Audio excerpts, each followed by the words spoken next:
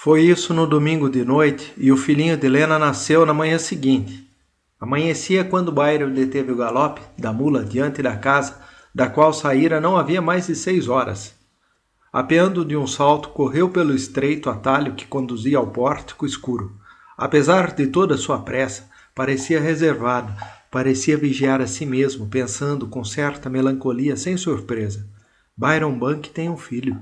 Se me tivesse visto assim há 2 semanas, não teria acreditado nos meus olhos. Diria que era mentira. Estava agora escura a janela atrás da qual 6 horas antes deixara o pastor. Enquanto corria, pensava na cabeça calva, nos punhos cerrados, no corpo balofo, esparramado sobre a mesa. Não deve ter dormido muito, pensava. Não deve ter dormido muito, ainda que não esteja fazendo às vezes Não pôde pensar na palavra parteira, que, como bem sabe, seria a usada por Hightower. Não devo pensar nisso. Como uma pessoa fugindo de uma arma ou arremessando-se a ela não tem tempo de decidir se a palavra que define o seu ato é coragem ou covardia. A porta não estava fechada à chave. Dir-se-ia que Byron já sabia que ela não estava. Vai seguindo pelo vestíbulo, tateando. Não evita fazer ruído, não conhece a casa toda, nunca passou da sala onde vira pela última vez o dono esparramado sobre a mesa, com a luz da lâmpada batendo em cheio sobre ele. Apesar disso, acertou diretamente com a porta como se soubesse, ou ouvisse, ou fosse conduzido. É a palavra que ele empregaria. Pensa enquanto tateia e se apressa no escuro. E ela também. Refere-se a Lena, deitada na cabana, sentindo já as primeiras dores. A única diferença é que dariam um nome diferente àquele que dirigisse o assunto. Antes de entrar no quarto, houve os roncos de Hightower, como se, afinal de contas, não tivesse ficado muito perturbado, pensa. Mas logo se corrige. Não é direito, não é justo, porque não acredito nisso. Sei que ele está dormindo porque é velho e não resiste tanto quanto eu. Aproximou-se da cama, seu ocupante, ainda invisível, roncava profundamente num sono que tinha qualquer coisa de rendição, como se tivesse cedido, renunciado completamente a agarrar-se a essa mescla de orgulho, de esperança, de vaidade e de medo, a força necessária para apegar-se à derrota ou à vitória que constituem o eu sou e cuja renúncia significa geralmente a morte. De pé ao lado da cama, Byron pensou de novo. É uma coisa triste. Triste. Parecia-lhe agora que acordar o homem daquele sono seria o maior mal do que lhe fizera até então. Mas não sou eu quem está esperando, pensou. Deus sabe bem. Estou certo de que também ele, como os outros, me tem observado ultimamente para saber qual será o próximo passo que vou dar. E tocou no homem adormecido com firmeza, mas não de modo rude. Hightower interrompeu-se no meio de um ronco. Sob a mão de Byron, mexeu-se bruscamente em todo o seu volume. Que é? Quem está aí? Perguntou. Sou eu, Byron, outra vez. O senhor já está acordado? Sim, Sim, diz Byron. Ela disse que chegou o momento. Ela? Diga-me onde é a luz. Mr. Hines está junto dela e eu vou chamar o médico, mas talvez me demore. Leve a minha mula. Acho que pode montá-la e ir até lá. A distância é pequena. Ainda tem o livro? A cama estalou com o movimento de Hightower. Livro? Que livro? O livro que levou quando aquele negrinho nasceu. Queria lembrar-lhe, caso precise levá-lo, e se eu não chegar a tempo com o médico, a mula está na porta. Ela sabe o caminho. Eu vou a pé à cidade chamar o médico. Voltarei logo que puder. E voltando-se, atravessou de novo o quarto. Percebeu que o outro se sentava na cama. Parou no meio do quarto, o tempo suficiente para acender a luz. Uma vez acesa, já ele caminhava em direção à porta. Não voltou a cabeça. Ouviu a voz de Hightower atrás dele. Byron! Byron! Mas Byron não se deteve nem respondeu. A luz do dia aumentava. Byron caminhou rapidamente pela rua deserta, sob os lampiões espaçados, cuja luz se desvanecia e em torno dos quais ainda zumbiam e giravam os besouros. Mas o dia clareava cada vez mais. Quando ele chegou à praça, a fachada do seu lado oriental se recortava vigorosamente contra o céu. Byron pensava com rapidez. Não combinara nada com o médico. Enquanto caminhava, maldizia a si mesmo como qualquer jovem pai, com uma mescla de terror e de cólera pelo que considerava um descuido crasso e criminoso. Não se tratava exatamente da solicitude de um jovem pai incipiente. Atrás do seu sentimento havia algo que ele próprio iria reconhecer apenas mais tarde. Era como se já se emboscasse em seu espírito, ainda obscurecido pela necessidade da pressa, alguma coisa queria saltar sobre ele, cravando-lhe garras afiadas. Mas o que ele pensava era: tenho que decidir depressa. Dizem que ele assistiu muito bem ao nascimento do negrinho, mas agora é diferente. Eu devia ter feito isso na semana passada. Devia ter procurado tratar com o médico, em vez de esperar, de ver-me obrigado no último momento a explicar, a procurar de casa em casa, até encontrar um que venha, que acredite nas mentiras que terei de pregar. Apostaria, como tenho todo o aspecto de um homem que mentiu tanto quanto eu tenho sido obrigado a mentir ultimamente e que já está incapaz de dizer qualquer mentira na qual alguém, homem ou mulher, possa acreditar. Não acredito que eu possa mentir com arte. Acho que não tenho dentro de mim o necessário para dizer uma mentira e dizê-la bem. Caminhou rapidamente na rua deserta, seus passos soavam ocos e solitários. Sem dar por isso, tomara uma decisão na qual não havia nem paradoxo nem comédia. Ocorrera-lhe com demasiada rapidez e já estava solidamente estabelecida no seu espírito quando deu por ela. Seus pés lhe obedeciam. Levando-o à casa do mesmo médico, que chegara tarde demais por ocasião do nascimento do negrinho, ao qual Hightower assistira e no qual intervera com a navalha e o livro. Também dessa vez o médico chegou tarde. Byron tivera de esperar que ele se vestisse. Era já um homem um tanto velho e cheio de complicações, e que se aborreceu por ter sido despertado àquela hora. Depois pôs-se a procurar a chave de contato do automóvel que guardava num cofrezinho de metal, cuja chave, por sua vez, não pôde encontrar imediatamente. Também não permitiu que Byron rebentasse a fechadura. Assim, quando chegaram à cabana, o oriente tinha já uma cor purpurina e no ar havia o anúncio de um sol de verão. E de novo os dois homens, agora envelhecidos, se encontraram à porta da cabana que constava de um único quarto. E o profissional perdeu outra vez a partida com o amador, porquanto, ao ultrapassar a soleira, o médico ouviu os vagidos da criança. Meio irritado, piscou ao ver o ministro. Está bem, Byron. Podia ter-me dito logo que o havia chamado. Eu ainda estaria na cama, disse, empurrando um pouco o ministro para poder entrar. Creio que dessa vez teve mais sorte do que da última vez, em que estivemos em conferência. Apenas o senhor está com o aspecto de quem precisa também de um médico. Ou talvez de que o senhor precise mais de uma xícara de café. Hightower disse qualquer coisa, mas o médico não se deteve para ouvi-lo. Entrou no quarto, onde uma mulher moça, que ele nunca tinha visto, jazia extenuada sobre um estreito catre, e uma mulher velha com vestido cor de púrpura, e que ele também nunca vira, tinha uma criança no colo. Em outra cama, na penumbra, dormia um velho. Quando o médico reparou nele, disse de si para si que o homem parecia morto. Tão profundo e tranquilo era o seu sono, mas o médico não notou imediatamente a presença do velho. Aproximou-se da velha que tinha a criança no colo e disse: Está bem, está bem. Byron devia estar muito agitado. Não me disse que a família estava toda reunida, que o vovô e a vovó estavam também aqui. A mulher levantou os olhos para ele e o médico pensou: apesar de estar ali sentada, não tem mais aspecto de viva do que o outro. Parece nem ter o conhecimento suficiente para saber que é mãe, e muito menos que é vó. Sim, disse a mulher, olhando para ele e inclinando sobre a criança. O médico viu então que ela não tinha um rosto estúpido, vazio. Viu que aquele rosto tinha algo de pacífico e de terrível, como se paz e terror tivessem morrido há muito e ressuscitassem agora simultaneamente. Mas o que mais lhe chamou a atenção foi sua atitude de rocha e ao mesmo tempo de fera encolhida. A mulher fez um gesto de cabeça para o homem. Pela primeira vez o médico olhou fito para o velho, adormecido no outro catre. Ela disse num cochicho em que havia ao mesmo tempo astúcia, ansiedade e uma ponta de receio. Enganei-o. Disse-lhe que dessa vez o senhor vinha por outro caminho. Mas agora que está aqui, tome conta de Millie, que eu tratarei de Joey. Depois isto se desvaneceu. Enquanto o médico olhava a vida, A vivacidade se desvaneceu, fugiu subitamente daquele rosto que se tornou tão inexpressivo como se jamais as tivesse conhecido.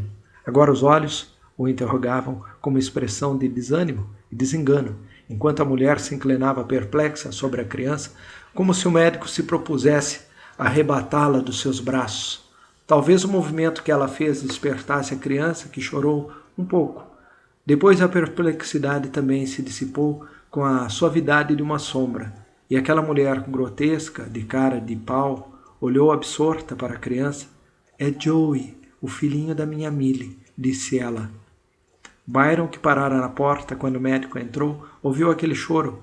Acontecendo-lhe então uma coisa terrível. Estava em sua tenda quando Miss Hines o chamara. Como houvesse na voz dela alguma coisa de estranho, Byron desfechou a correr ainda enquanto vestia as calças. Na porta da cabana cruzou com Mr. Heine, que nem mudara de roupa e entrou no quarto. Ao ver Lena, deteve-se como diante de uma parede. Mrs. Hines murmurou qualquer coisa ao seu lado. Talvez ele lhe tenha dado alguma resposta. Em todo caso, Byron havia arreado a mula e saía a galope para a cidade, enquanto lhe parecia que via ainda, com um angustiado, um desesperado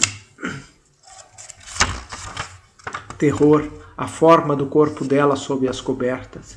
Viu-se durante todo o tempo acordando Hightower, procurando fazer com que o médico iniciasse a marcha, enquanto dentro dele se emboscava qualquer coisa provida de garras, e seu pensamento corria tão veloz que não dava tempo para pensar. Não foi isso.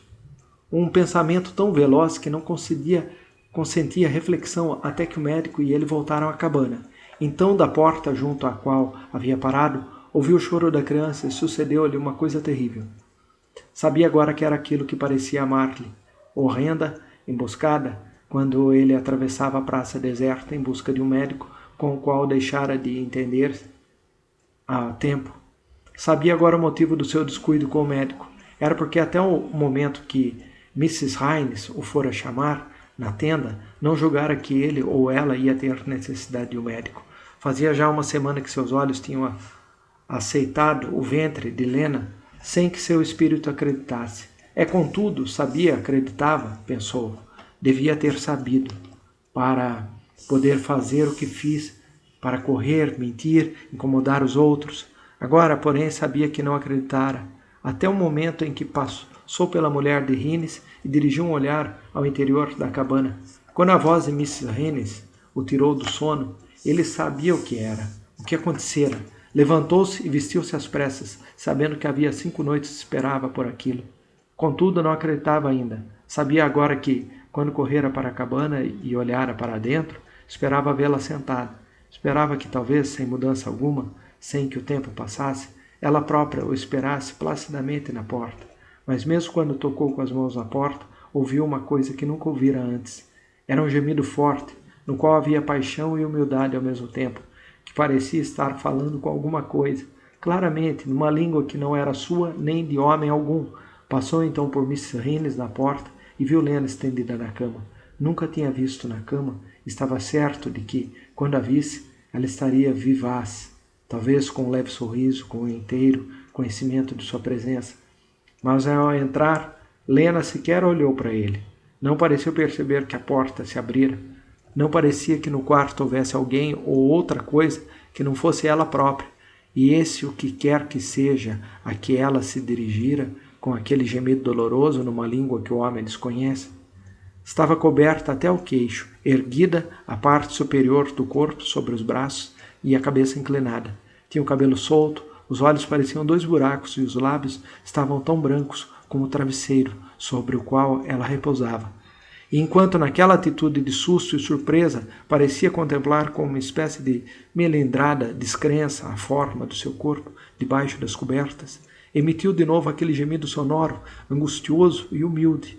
Miss Hines estava agora curvada sobre ela. Voltou a cabeça àquela cara de pau por cima do ombro, coberto de púrpura, e disse a Byron: "Vá chamar o médico." Chegou o momento. Byron não se recordava de ter ido ao estábulo. Viu-se agarrando a mula, pegando a sela e colocando-a sobre o animal. Agora sabia por quê. Sabia porque o pensamento fluía lenta e suavemente, com deliberação, assim como se estende azeite sobre uma superfície quando se arma uma trovoada. Se eu soubesse então, se tivesse sabido, pensou mansamente, com um desespero terrível e com arrependimento, teria virado a mula e cavalgado em outra direção, afastando-me para sempre, eternamente, da recordação e da memória dos homens. Mas não seguiu em outra direção. Passou galopando pela frente da cabana, e o pensamento fluía-lhe, constante e suave, sem que ele soubesse ainda por quê. Se pudesse passar e afastar-me antes de ouvi-la gemer novamente, se pudesse passar rapidamente e não ouvir o outro gemido, pensou, e esse pensamento acompanhou-o na carreira até entrar na estrada. O animal pequeno e musculoso marchava agora com rapidez. Pensamento, o óleo, se estendia com suavidade e constância. Irei primeiro à casa de Hightower. Deixo-lhe a mula. Preciso lembrar-lhe que leve o livro de medicina.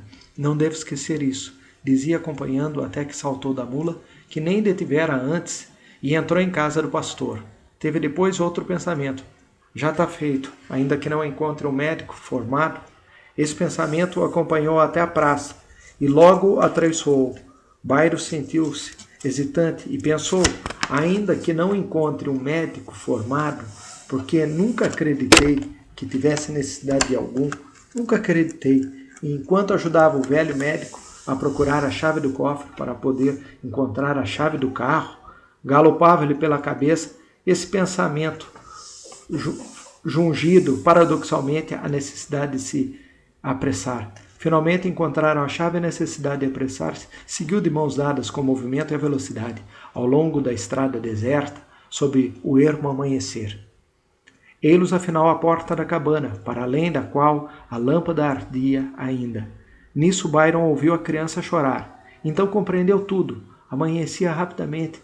Byron, aquele homenzinho esquisito e sossegado que não seria capaz de chamar 2 vezes a atenção de nenhum homem ou mulher, ficou ali calmo, tranquilo, na doce paz do arrebol. Agora sabia da existência de qualquer coisa que, em todo aquele episódio, o defendera contra uma crença precipitada. Com austero e grave assombro pensou, dir-se-ia que só quando Miss Haynes me chamou e ouvi Lena e contemplei seu rosto e caí na conta de que, naquele momento, Byron Bank nada significava para ela, foi que descobri que ela não é uma virgem. E se esse pensamento era terrível, ainda não era tudo. Havia mais alguma coisa. Tranquilo no amanhecer crescente, sem baixar a cabeça, fluía-lhe mansamente o pensamento. Isso também me está reservado, como diz o reverendo Hightower. Sim, terei de dizer a Lucas Bird. E isso não deixava de produzir surpresa. Era uma coisa parecida com o terrível e irremediável desespero do adolescente. A verdade é que até agora eu não havia compreendido que a coisa era assim. Até agora foi como se ela e toda a gente que se viu metida nisso não fôssemos mais do que uma série de palavras que não representavam nada. Não éramos, nem nós mesmos, ao passo que o que éramos continuava a ser sempre, sem que deixássemos de lado nem mesmo as palavras. Sim, até agora eu não acreditava que ele era Lucas Birch, que tivesse existido algum dia um Lucas Birch. Sorte, sorte, disse Hightower. Não sei se a tive ou não, mas o médico entrou na cabana. Hightower volta a cabeça um momento e vê o grupo que se encontra ao redor da cama, ouvindo ainda a voz alegre do médico. A mulher está sentada tranquilamente, contudo, ao olhar outra vez para ela, Hightower pensa que há um momento apenas lutava com ela pela criança, para que ela, no seu mudo e furioso terror, não a deixasse cair. Mas nem por ser mudo deixava de ser furioso o terror quando a velha, depois de quase arrancada a criança ao seio materno, a levantava bem no alto, enquanto seu pesado corpo, semelhante ao de um urso, se encolhia ao olhar com olhos faiscantes para o velho que dormia, que já estava dormindo no outro catre, quando Hightower chegou. Parecia que o velho não respirava, e a mulher estava acocorada junto à cama quando Hightower chegou. Miss Haynes parecia exatamente uma rocha, colocada de maneira a cair num precipício. E Hightower pensou um momento. Ela já o matou. Dessa vez, tomou o tempo das suas precauções. Mas daí a pouco estava muito ocupado. A velha estava ao seu lado sem que ele notasse até que ela arrebatou a criança que ainda não respirava e a segurou no alto, olhando com os olhos faiscantes, com a expressão de um tigre, o velho que dormia no catre. De repente a criança começou a respirar e a chorar, e a mulher pareceu responder-lhe, selvagem e triunfante, numa língua também desconhecida. Quando Hightower lutou com ela para tomar-lhe a criança antes que ela a deixasse cair, a cara de Miss Hines era de maluca. Olhe, olhe! Ele está tranquilo. Dessa vez não levará a criança, disse Hightower. E a velha olhou para ele com olhos faiscantes, muda, ferina, como se não entendesse o seu próprio idioma. Mas a fúria e o triunfo tinham desaparecido do seu rosto. Ela soltou uma espécie de gemido rouco, procurando tomar-lhe a criança. Tenha cuidado, disse ele. Vai ter cuidado agora? Perguntou-lhe. A velha respondeu com um aceno afirmativo, choramingando, passando de leve a mão pelo rosto da criança, mas suas mãos estavam firmes, e Hightower deixou-a pegar no recém-nascido. E agora ela se senta com a criança no colo, enquanto o médico, que chegou tarde demais, permanece de pé junto à cama, conversando no seu tom de voz alegre e às vezes irritado, ao mesmo tempo que traz ocupadas as mãos. Hightower vira-se e sai, descendo com a cautela de um velho o degrau quebrado, e como se na sua pança balofa houvesse alguma coisa fatal e prestes a estourar como dinamite. Já é dia, já surgiu o sol. Hightower para e olha em torno, chamando. Byron! Não obtém resposta. Vê então que a mula que ele prendera a um poste próximo desapareceu também. Suspira. Bem, pensa ele, cheguei agora ao ponto que a indignidade final que tenho de sofrer nas mãos de Byron consiste em uma caminhada de 2 milhas de volta à minha casa. Isso não é digno de Byron, do ódio, mas frequentemente nossas ações também não são, nem nós de nossas ações. E lentamente dirige-se de volta à cidade aquele homem chupado, ventrudo, de chapéu panamá com a ponta da camisola de dormir grosseira, de algodão introduzida dentro das calças pretas. Felizmente tive tempo de calçar os sapatos. E não vou poder dormir. Está pensando nisso ao mesmo tempo em que transpõe a cancela da frente? O sol já vai alto. A cidade despertou. Aqui e ali ele sente o cheiro da refeição matinal que está sendo preparada. O menos que Byron podia fazer, já que não me deixou a mula, era antecipar-se e acender o meu forno, se é que pensa que uma caminhada de 2 milhas antes da comida vai abrir meu apetite. Dirige-se à cozinha e acende o fogo no fogão, devagar e desestradamente, com a mesma inabilidade de há 25 anos, do primeiro dia que tentou acendê-lo, e põe o café para aquecer. Depois, pensa, apesar de saber que não dormirei, vou me deitar. E observa que no seu pensamento soa um queixume parecido com o choro de uma mulher que se lastima e que nem presta atenção a si mesma. Em seguida, vê que está preparando o seu substancial almoço de costume e para, dando um muxoxô contrariado. Eu devia sentir-me pior do que me sinto.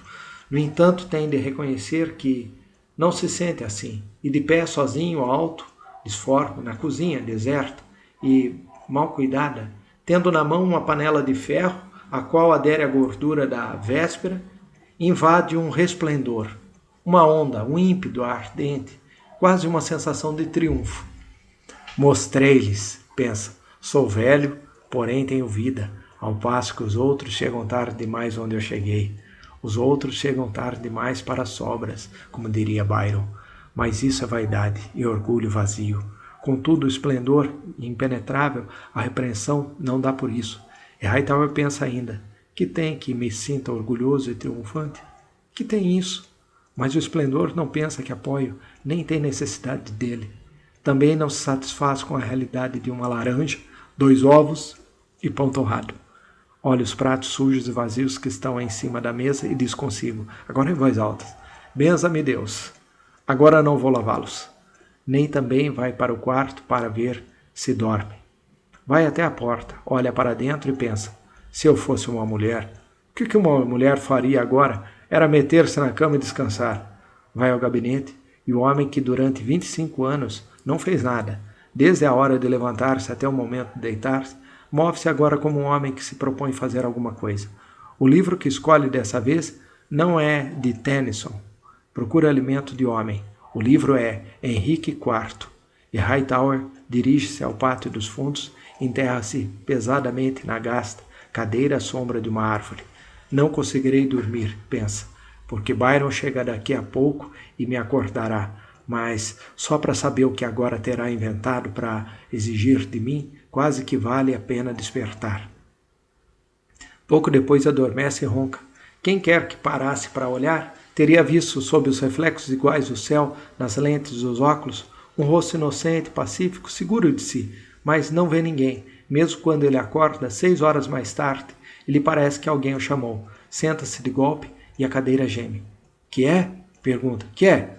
Mas não há ninguém, embora por um momento mais ele circunvague a vista, parecendo escutar e esperar com ar seguro e confiado, mas o resplendor não apareceu. Eu esperava que isso passasse. Com o sono, pensa. Não quero dizer esperava. A palavra que tenho no pensamento é receava. E assim eu também cedi. Começa a esfregar as mãos, suavemente a princípio e depois com um leve sentimento de culpa. E pensa. Esse menino cujo nascimento assisti, meu nome não é nome que se põe em ninguém, mas já tenho visto mães agradecidas que batizam os filhos com o nome do médico que as assistiu. Além disso, há Byron. E Byron tem vantagem sobre mim, naturalmente, e ela terá ainda outros.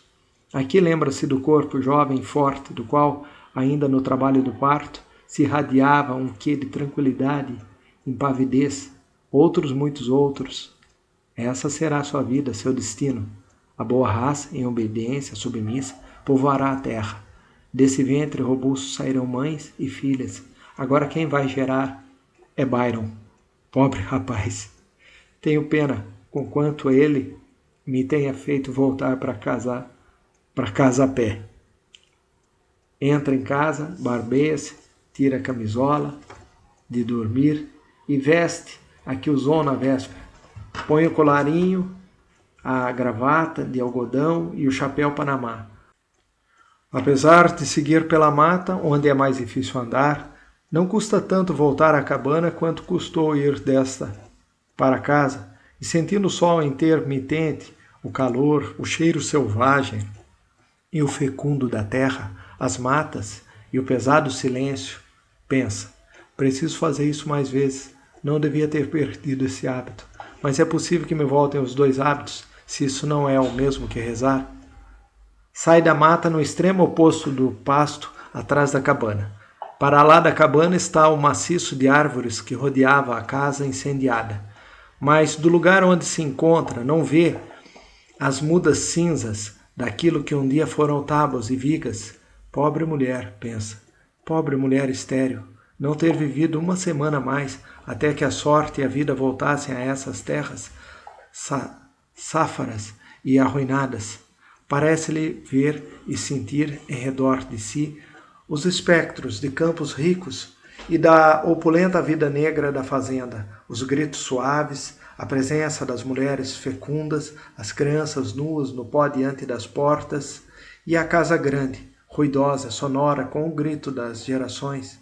Chega à cabana e, sem chamar, abre a porta, enquanto exclama com voz alegre que quase retumba.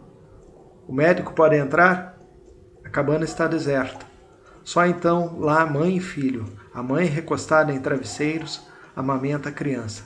Quando Hightower entra, a mãe faz um gesto para cobrir com o lençol o seio nu, olhando para a porta sem nenhum susto, mas atenta e com uma expressão serena e cálida no rosto, como se fosse sorrir. Hightower vê que o sorriso desaparece. Pensei, diz Lena. Pensou o quê? Pergunta Hightower, retumbante. Aproxima-se do leito e olha a Lena e a carinha murcha, cor de terracota da criança, que dormindo depois de mamar, parece pender ali sem corpo. Púdica e tranquila, Lena puxa um pouco mais o lençol, enquanto o homem chupado, barrigudo, calvo, olha para ela com uma expressão doce, radiante, triunfal. Lena contempla a criança. Essa criança não se farta. Acho que está dormindo. Ponho-a na cama e logo começa a chorar de novo e tenho de dar-lhe o peito. A senhora não devia estar aqui sozinha, disse Hightower, correndo o quarto com a vista onde foi a cidade. Não me disse, mas foi para lá. Quando acordou, o marido já se havia esgueirado para fora e ela me perguntou onde ele estava. Disse-lhe que havia saído. E ela foi atrás dele. A cidade? Fugiu? E em seguida exclama com uma expressão grave. Ah, vigiou durante o dia todo. Eu havia notado que também ele a observava. Enquanto fingia dormir, a mulher pensava que ele estivesse dormindo e depois do almoço o sono a venceu. Não dormira durante toda a noite e, logo que acabou de comer, sentou-se numa cadeira e adormeceu. O marido que a observava levantou-se cautelosamente do outro catre, piscando e trejeitando para mim, dirigiu-se para a porta, sem deixar de piscar, de fazer caretas para mim por cima do ombro, e saiu nas pontas dos pés. Não tentei detê-lo, nem também tentei despertá-la. Olha para Hightower com os olhos sérios, muito abertos. Tive medo. O homem diz coisas estranhas e de que maneiras olhava para mim, como se os trejeitos que me fazia não fossem para me prevenir que não acordasse a mulher, mas para dizer-me o que me aconteceria se eu acordasse. Tive medo, fiquei bem quieta, com a criança. No fim de algum tempo, a mulher estremeceu e despertou. Compreendi então que ela não tivera a intenção de dormir. Quando acordou, correu logo para o catre, apalpando e remexendo, como se o homem se tivesse perdido dentro da coberta. Em seguida olhou para mim. Ela não estava piscando nem trejeitando para mim, mas quase desejei que o fizesse. Indagou e lhe contei, pôs o chapéu na cabeça e saiu. Lena olha para Hightower. Fiquei contente com a sua ida. Não devia dizer isso depois do que ela fez por mim, mas Hightower está de pé junto à cama e não parece ver Lena. Tem uma expressão séria. Dir-se-ia que envelheceu 10 anos enquanto se demorou ali, ou como se seu semblante tivesse agora a aparência que devia ter. E como se, ao penetrar no quarto, ele houvesse sido um estranho para si próprio. A cidade, disse. Então seus olhos despertam. Vem de novo. Bem, não se pode evitar. Além disso, os homens da cidade, os sensatos, deve haver alguns sensatos. Por que você se alegra com a ida deles? Lena baixa os olhos, suas mãos se movem em torno da cabeça da criança, sem contudo tocá-la, num gesto instintivo, desnecessário, aparentemente inconsciente. Ela foi muito bondosa. Foi mais do que isso. Pegava a criança para que eu pudesse descansar. Queria estar sempre com o menino nos braços, sentada na cadeira. Desculpe-me se não o convidei ainda para sentar-se. E observando quando ele puxa uma cadeira para perto da cama e se senta. Recostada ali de onde podia ver o velho que fingia dormir na outra cama, Lena olha para Hightower com os olhos esquisitos, atentos. Está sempre chamando o menino de Joey. E ele não se chama Joey. E não cessa de... Observa Hightower nos seus olhos a perplexidade, pergunta, dúvida. Não cessa de falar de... Seja como for, ela está confusa. E às vezes, como tenho de escutar, parece-me que eu também estou um tanto confusa. Confusa? Nota-se uma indecisão terrível nas suas palavras, no seu modo de olhar. Ela fala como se o pai do menino fosse esse, e que está na prisão. Esse Mr. Christmas repete isso muitas vezes, então sinto-me confusa e às vezes me parece que não posso, que também estou confusa e penso que o pai da criança é esse Mr. Christmas. Lena observou. Era como se estivesse fazendo um tremendo esforço. Mas sei que não é assim. Sei que isso é uma loucura. Deve ser porque ela passa o tempo repetindo aquilo. Talvez seja também porque ainda não estou bastante forte. Ficou também confusa. Mas tenho medo. De quê? Não gosto de me ver confusa. Receio que ela me ponha confusa. Não dizem que uma pessoa pode entortar tanto os olhos que depois não consegue mais endireitá-los? Cala-se e olha para Hightower. Percebe que ele a observa. Diz-vos você que o menino não se chama Joey. Como se chama? Durante algum tempo ela desvia os olhos de Hightower, depois levanta os olhos e diz com demasiada rapidez, com demasiada facilidade. Ainda não pus o nome. E Hightower sabe por quê. É como se a visse pela primeira vez desde que entrou.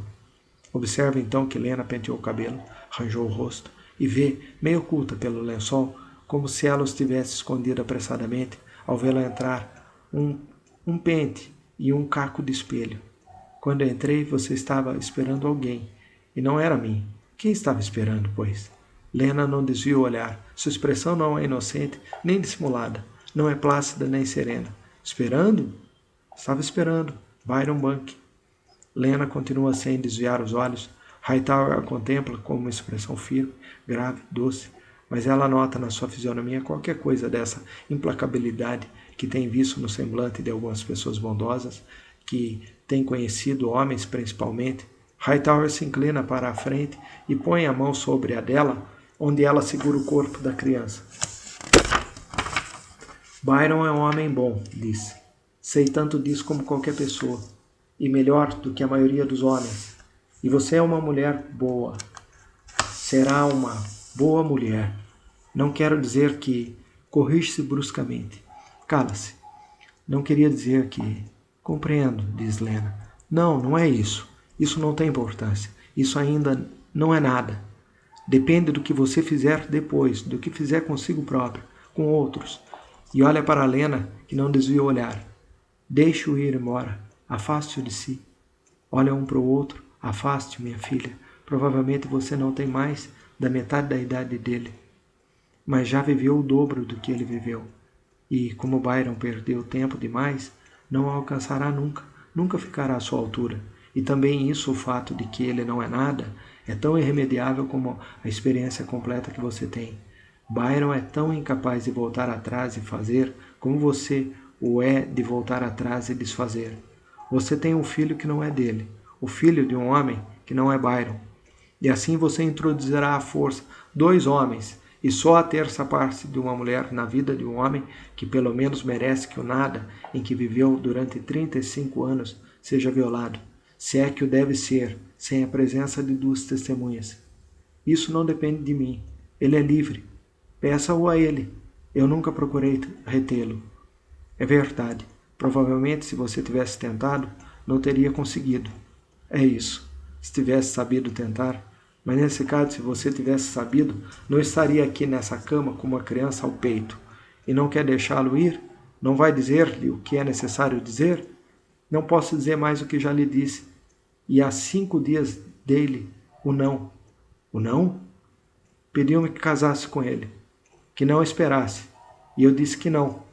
Diria não agora? Lena olha com firmeza. Sim, diria o mesmo agora.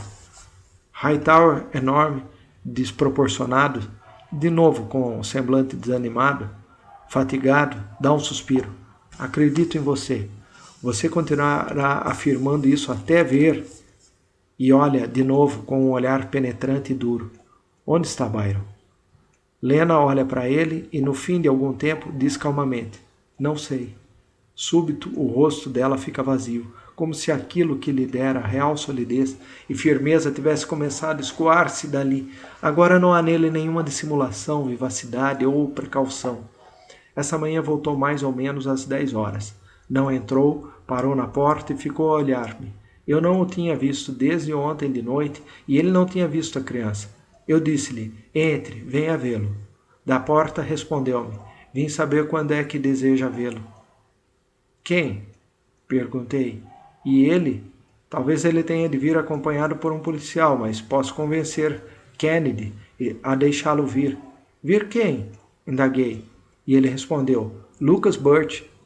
Eu disse, sim. E ele, essa noite está bem? Sim, respondi, e saiu. Não se movera dali e dali mesmo foi embora. E enquanto Hightower olha para ela com o desespero com que todos os homens veem lágrimas de mulher, Lena começa a chorar. Com o busto erguido, a criança ao peito, chora em silêncio, de manso, mas com uma humildade sem esperança, sem esconder o rosto. E agora o Senhor me aflige, querendo saber o que eu disse ou não, quando eu já havia dito não. E o Senhor continua a atormentar-me, quando ele já se foi para sempre e não voltará mais. Finalmente Lena baixa a cabeça.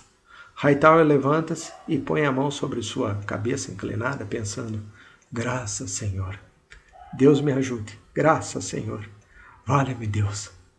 Encontrou na mata um antigo atalho de Christmas e ia dar na serraria. Não sabia da existência de tal caminho, mas quando viu em que direção seguia, pareceu-lhe, no seu entusiasmo, um indício de bom augúrio. Ele acredita em Lena, mas deseja ver confirmada a informação pelo simples prazer de ouvi-la novamente. Quando chega à serraria, são 4 horas em ponto. Pergunta no escritório. Bank? Diz o guarda-livros. O senhor não encontrará aqui. Deixou o emprego essa manhã. Já sei, diz Hightower. Trabalhava há 7 anos na companhia, até nas tardes de sábado. Essa manhã apresentou-se, disse que ia deixar o emprego. Sem nenhum motivo. Mas é sempre assim que fazem esses labregos. Sim, diz Hightower, mas são boa gente. Tanto os homens como as mulheres. Sai do escritório, a estrada que leva à cidade passa pelo galpão onde Byron trabalhava. Hightower conhece Mooney, o mestre. Disseram que Byron Bank não trabalha mais aqui. É verdade, foi embora de manhã, diz Mooney. Hightower, porém, não escuta. Os homens vestidos de macacão observam aquele tipo estranho e mal vestido, uma figura não muito familiar, a olhar com uma espécie de interesse exultante para as paredes, as tábuas, as maquinarias enigmáticas cuja existência e fins não só não poderia compreender, como também aprender a compreender. Se deseja vê-lo, encontrá-lo-á na cidade, na delegacia, creio. Na delegacia? Sim, senhor. O grande júri reúne-se hoje em sessão extraordinária a fim de julgar aquele assassino. Sim, diz Hightower. Então foi embora. Bom sujeito. Até logo, senhores. Até logo. E afasta-se seguido pelos olhares dos homens vestidos de macacão que observam por um momento. Hightower caminha com as mãos juntas atrás das costas, pensando sossegadamente, pacificamente, tristemente. Pobre homem. Pobre homem. Não há nenhuma justificação para aquele que tira a vida a um ser humano, e muito menos para uma pessoa investida numa função, um servidor jurado de seus concidadãos. E quando a morte é sancionada por um funcionário eleito que sabe que não sofreu pessoalmente nas mãos de sua vítima, chama-se a vítima como se quiser, como se não pode esperar que um particular se contenha quando acredita que sofreu nas mãos de sua vítima. Continua caminhando e chega à sua rua. Daí a pouco vê a sua cerca, o seu letreiro e logo depois a casa, oculta entre a opulenta folhagem de agosto. Então foi embora sem me dizer adeus, depois de tudo que me deu, sim, depois do que me restituiu, dir-se-ia que isso também me estava reservado. E isso já será tudo. Mas não é tudo. Uma coisa a mais lhe estava reservada.